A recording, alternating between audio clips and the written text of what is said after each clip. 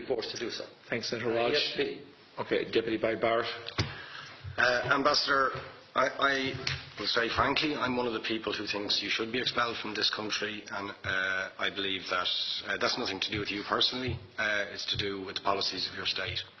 And I think, along with Desmond Tutu, that the time for treating you as a normal state is over, because you're not behaving as a normal state. And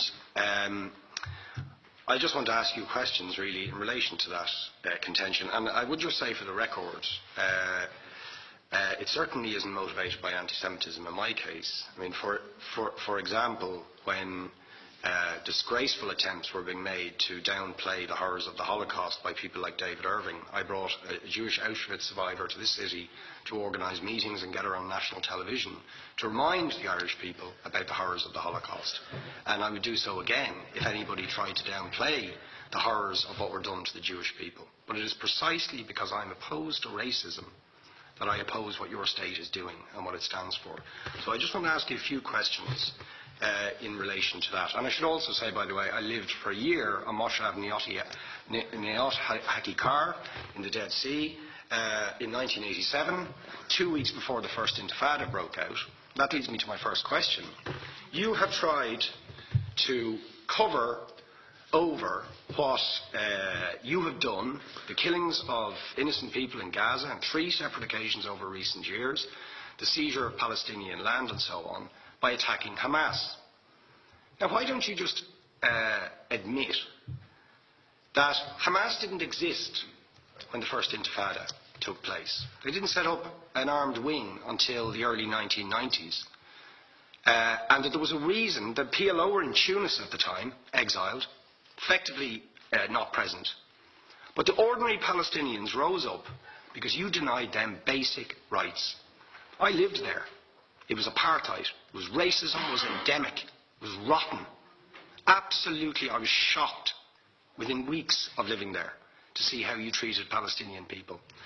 And isn't it the fact that the law of return, which is the basic law of the Israeli state, is a racist apartheid law because it confers rights on Jews that it denies to Palestinians?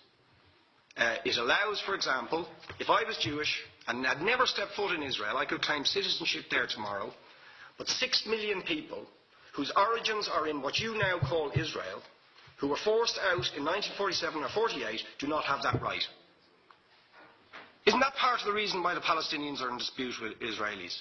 Because you deny them the right to return to their homes and to their land and to their villages, and that they have a legitimate claim, even under international law, to return, but you deny them that right. Why do you deny them that right? And why do you give that right to other people who have no connection whatsoever with the land, whether you call it Israel or whether you call it Palestine? Why do you continue to seize land, if you're serious about Oslo and the two-state solution? Why do you continue to seize land, which under that agreement is land designated to be Palestinian land? 500,000 people, most of which has taken place since Oslo. You allow that to happen. Why do you allow it to happen if you're serious about giving this land to the Palestinians? It's absolutely extraordinary. And it just, are you not just taking us, Ambassador, for idiots? That you can say with a straight face, we're serious about peace, but while we're serious about peace, we're going to seize Palestinian land. And you expect the Palestinians to just sit back and do nothing about that.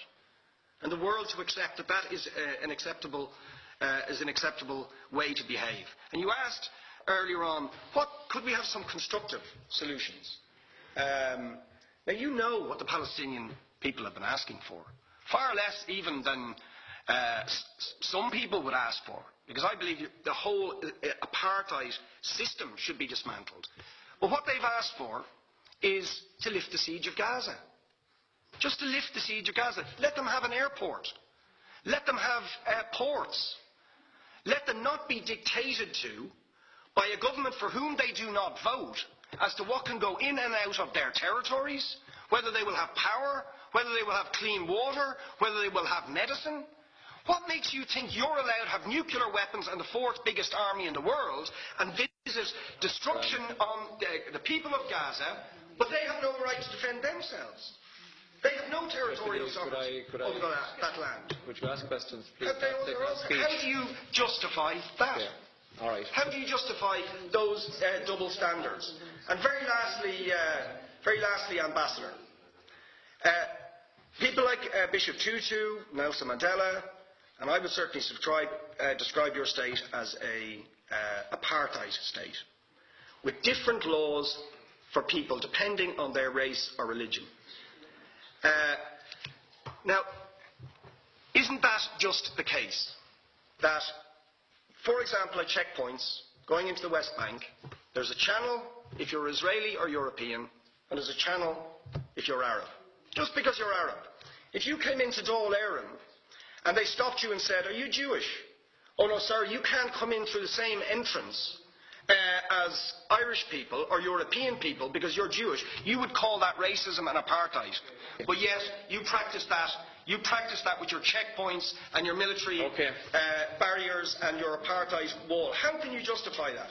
All right, thank you. Last